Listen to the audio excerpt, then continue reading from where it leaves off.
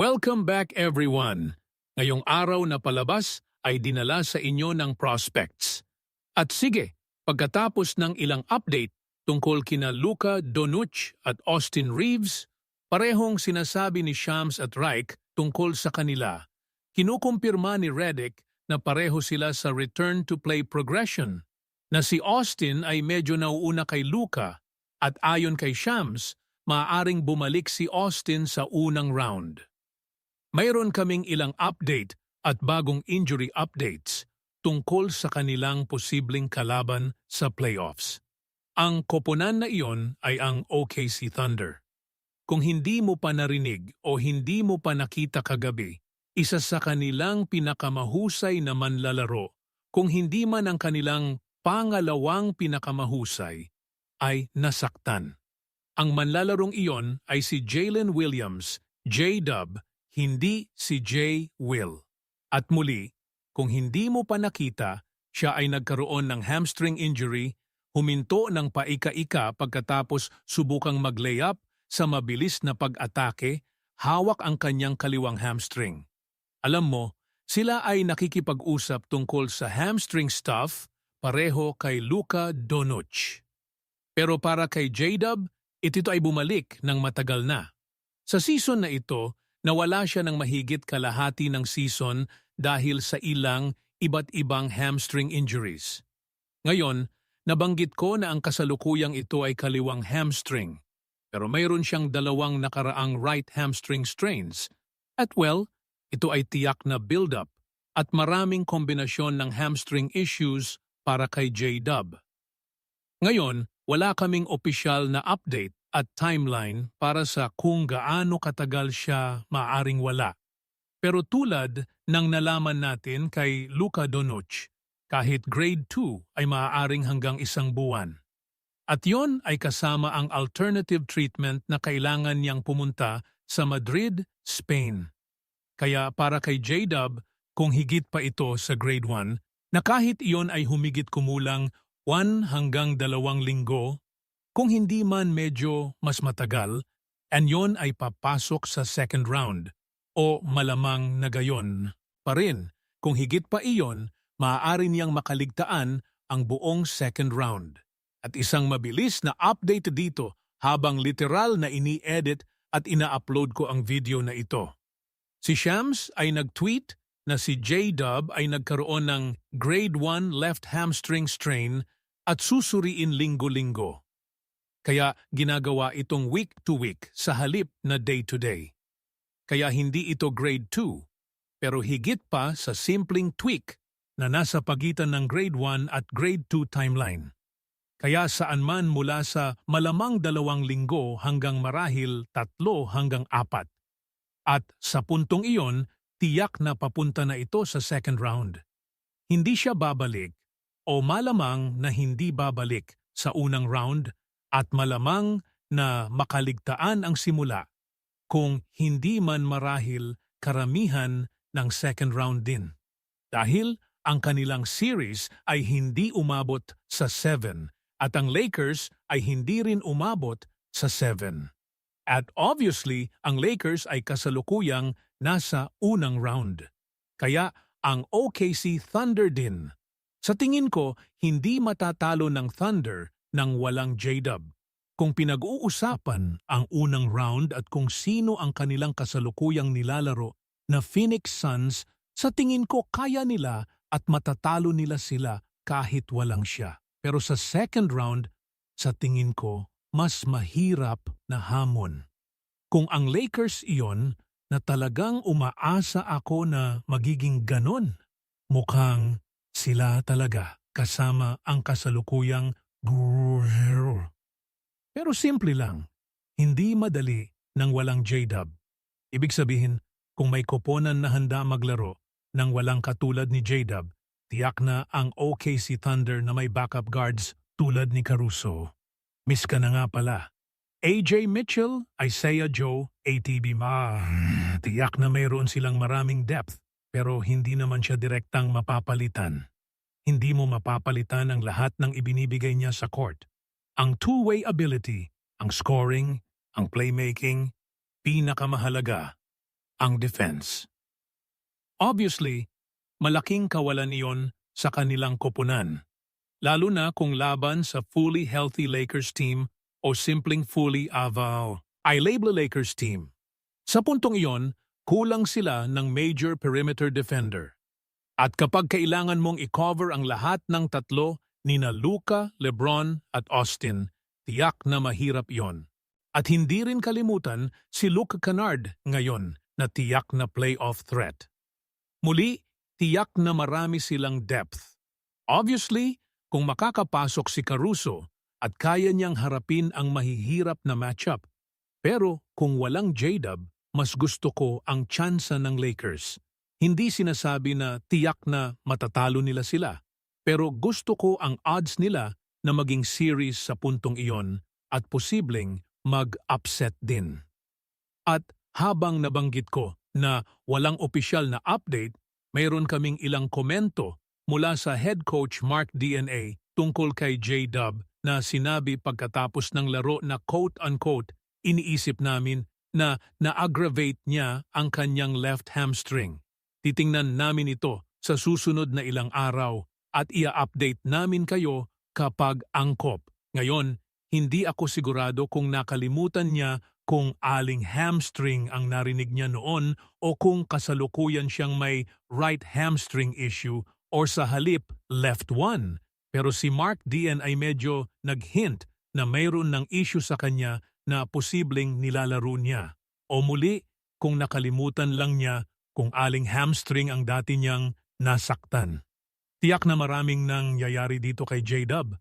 Sa puntong ito, malinaw na mayroon siyang lower body issues na nagdudulot ng paulit-ulit na hamstring issues para sa kanya. Kaya kahit bumalik siya, hindi ako sigurado na makakapanatili siyang healthy sa buong postseason na ito.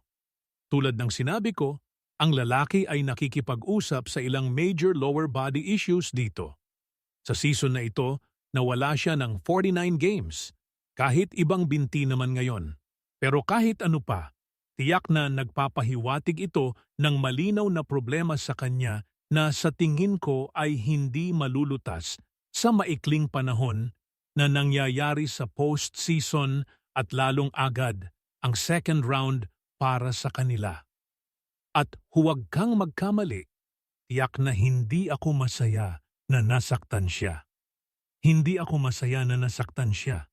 Hindi ako masaya nang nasaktan si Kevin Durant kahit kasalukuyang bumalik na. Hindi masaya kay Victor Wembanyama na nasaktan. Ayaw kong makita iyon kahit kailan. Gusto ko ng playoff competition. Gusto kong lahat ng koponan ay fully healthy. Pero kung pinag-uusapan natin ito mula sa realistic standpoint, ito ay makakatulong sa Lakers tungkol sa kanilang odds na talunin ang OKC Thunder. At sa puntong ito, obviously, kailangan mong isipin ito ng ganoon at posibleng tingnan ito ng ganoon kung magkakalaban sila. Pero huwag kang magkamali dito muli, hindi naman nito ginagawa silang madaling matchup. Ibig sabihin, sa season na ito nang walang Jalen Williams sa 49 games na hindi siya naglaro, ang Thunder ay may 39-10 record. Obviously, isa sa pinakamahusay sa NBA. Muli, mayroon silang luxury of depth sa likod niya. Caruso, AJ Mitchell, Isaiah Joe, ATBP. Mayroon silang mas maraming depth kaysa sa 2 o 3 koponan na pinagsama. Kaya kahit walang J-Dub, kahit kasama sina Luka, Austin at LeBron sa court ng magkasama, hindi pa rin madali. Sa katunayan, maaari pa rin itong masyadong mahirap para sa kanila na malampasan. Pero obviously, bilang Laker fan, magiging optimistic ako. Sasabihin ko na kaya ng Lakers na talunin sila kahit mahirap ito. Malalaman natin kapag narating na natin ang puntong iyon. At obviously, kailangan ng Lakers na marating ang puntong iyon. Oo, kasalukuyan silang 2-0 laban sa Houston, pero hindi mo alam kung paano magiging ang mga bagay. Obviously, pupunta sila sa Houston para sa susunod na dalawang laro. At kung matatalo sila sa dalawa, babalik sila kung saan sila nagsimula. Tied 2-2 sa puntong iyon. Hindi na sila nasa driver's seat. Down sa Thunder na malamang may control sa kanilang series kahit walang J-Dub, magugulat ako kung matatalo pa sila ng isang laro sa Phoenix. Obviously, marami pang trabaho ang Lakers sa pagitan ngayon at noon. Pero kung marating nila ang puntong iyon, kung walang Jalen Williams, tiyak na mas maganda ang tsansa nila ka. Isa dati. And tinitingnan ng kaunti pa ang matchup na iyon, paano iyon magiging, well, pag-usapan natin yon. Pero bago natin gawin yon, hayaan mong mabilis na sabihin sa iyo tungkol sa Prize Picks, ang #1 sports picking app sa Amerika. Simple lang. Pumipili ka ng more or less sa iyong paboritong players at pagkatapos ay iset ang iyong lineup. At halimbawa, ito ang kasalukuyan ko para mamaya ngayong gabi hanggang bukas. Para sa unang pick ko, si Jason Tatum ay may more than 17.5 points sa Game 3 laban sa Philadelphia. Ang number na iyon ay nasa 5 na straight. Kaya sa tingin ko gagawin niya ulit sa Game 3. Pagkatapos para sa pangalawang pick ko, si Jade McDaniels ay may more than 11.5 points laban sa Denver Nuggets. Ang number na iyon ay nasa 5 na straight. At sa tingin ko gagawin niya ulit ngayong gabi din. Pagkatapos para sa pangatlo at huling pick ko, si Dean Wade ay may more than 2.5 points. Isang medyo maliit na number na sa tingin ko kaya niyang ma-hit. At medyo confident ako sa isa na iyon din. Kaya kung gusto mong sumunod sa akin o gumawa ng sarili mong picks, siguraduhin i-download ang app, gamitin ang code HMA at makakuha ng $50 kapag naglaro ka ng unang $5 lineup mo. Pero ngayon, bumalik tayo sa ating topic at muli bumalik sa matchup at kung paano iyon magiging. Kung sila ay walang J-Dub, aalisin nito ang major offensive option para sa kanilang koponan. At kung makakahanap ka ng paraan upang pabagalin si Shai Gilgeous-Alexander, hindi mo siya mapipigilan pero baka pabagalin siya ng kaunti. Baka magtapon ng box in one boxes and elbows type defense laban sa kanya. Baka limitahan siya at pilitin ng iba na mag-score. Baka sa playoff time ay hindi nila magawa ito hindi tulad ng regular season. Alam mo, kapag nilalaro nila ang Lakers pa rin. Baka iyon ay makahantong sa ilang panalo. Kung hindi, baka series win. Hindi pa ako aabot ng ganun kalayo dito. Pero sino ang nakakaalam? Sa puntong iyon, malamang na isasama nila si Kasem Smalls upang palitan siya sa starting lineup na huwag kang magkamali ay napakagaling din. Tiyak na sakit sa ulo kapag dala-dala ang bola laban sa kanya at tiyak na peste sa defense sa pangkalahatan. Pero hindi niya kayang palitan ang offense. Kaya tinitingnan iyon at tinitingnan ito mula sa offensive standpoint tungkol sa matchup, iyon ang isang bagay na ituturo ko agad. Obviously, si J-Tub ay malaking bahagi ng kanilang offense at defense, pero kung sila ay talagang walang kanya, iyon ay malaking dagok sa pareho. At sa isip na iyon dito, tiyak na mas maraming pag-asa ang Lakers pagkatapos nito. Muli, ayaw kong sabihin ito tungkol sa injury, pero iyon lang ang nangyayari sa puntong ito. Ibig sabihin, ang Rockets ay akala nila mas maganda ang tsansa nila dahil nasaktan sina Luka at Austin, pero tingnan kung paano naging ang isa na iyon. Hindi mo alam. Hindi mo maaaring overestimate or underestimate ang iyong kalaban at hindi mo alam kung kailan mangyayari ang injuries. Ngayon muli, obviously, kailangan nating maghintay para sa buong prognosis dito, ang buong recovery timeline para sa kanya. At kahit ano pa, sa tingin ko hindi natin siya makikita pabalik para sa round 1. Ginarantiya kong bibigyan siya ng pahinga sa natitira nito upang hindi na maulit, hindi na masaktan pa, ng higit pa sa mahabang listahan at lumalaking listahan ng hamstring injuries sa kanya.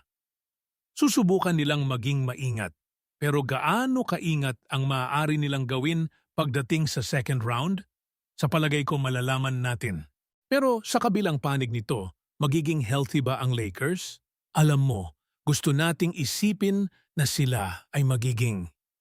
Mukhang iniisip ng reports na si Austin Reeves ay babalik, na maaring bumalik siya sa unang round kahit na si Luka Doncic ay nagre-recover at kinukumpirma rin ni Reddit na siya ay nagsimula na ng return to play progression. Pero babalik ba siya? Magiging 100% ba siya sa second round? At paano magiging ang Lakers? Obviously, kung wala si J-Dub, ito ay nakakatulong sa kanila. Pero hanggang sa kaya ng kanilang health at madalas nating nakakalimutan ito. Pero malaking bahagi iyon ng bawat matchup. Hindi lang kung sino ang mas magaling at kung sino talaga ang mas favorable matchup sa isa't isa. Pero simple lang kung sino ang mas healthy at kung sino ang makakapanatili na healthy. Marami rito ay nakadepende sa injury luck at hindi rin kalimutan ang buong NBA championship din. At sa isip na iyon dito, ano sa tingin ninyo? Paano kayo nakakaramdam tungkol kay Jalen Williams na nasaktan? Sa tingin ninyo ba ito ay nagbibigay ng mas magandang tsansa sa Lakers? Sa tingin ninyo ba ay maaari pa silang matalo ng isang laro sa unang round laban sa Phoenix? Sabihin ninyo sa akin ang inyong mga iniisip at kung paano sa tingin ninyo ito magiging sa comments sa ibaba. Pero sa tingin ko iyon na ang halos lahat para dito. At kung nagustuhan ninyo ang video, lubos kong papahalagahan kung mag-like kayo, mag-subscribe sa channel kung hindi pa, at i-hit ang notification bell upang hindi makaligtaan kapag nag-upload ako. Turusto ko na nag-upload ako ng video. Pero tulad ng lagi, salamat sa panunood at magandang araw o gabi.